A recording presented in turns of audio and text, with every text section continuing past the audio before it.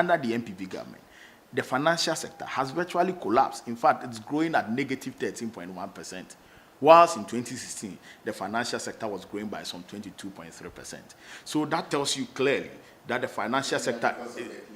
No, not because of the cleanup. The cleanup just... And what do you even call the cleanup? The cleanup has been a political exercise than a regulatory exercise. And you and I would bear to the fact that, I mean, it has been a political exercise. There's nothing to clean.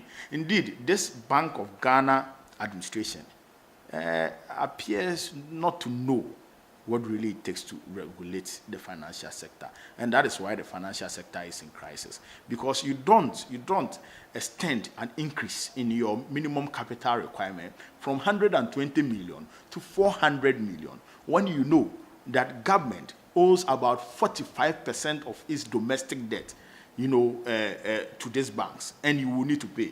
We owe about 170 billion OCDs. About 45% of the 170 billion OCDs are owed to these local banks. So in such a crucial time, when the government is in distress and you are unable to redeem your credit, you are unable to pay your debt to the local banks, you don't increase your minimum capital requirement by over 200 to 300%. You weaken the banks. They will not be able to make those monies available. All the banks that have been collapsed, ask yourself, look at the reasons why they have collapsed, all those banks. And they will tell you that they are in terms of credit distress. All the ones that have been merged, credit distress. No, you don't commend the Bank of Ghana for closing banks because they have gotten some license based on false pretense. You will ask yourself, what constitutes the false pretense?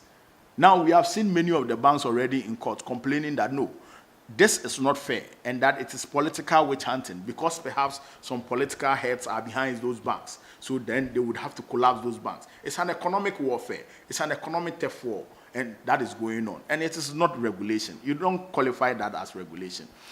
The Heritage Bank incidents, for example. How do you sit and say that as a central bank, a bank that has secured genuine license that is operating, that is not in economic distress? They have not even failed to meet their minimum capital requirement, but you collapse the bank because a shareholder of the bank is in court and being prosecuted for some matter in court. What happened to our laws? That you are not guilty until you are proven guilty by the course of adjudicature. So that tells you clearly that the central bank are doing something significantly wrong. They are focusing more on their economic theft war than dealing with the regulatory requirements of their work and building a strong and robust financial sector.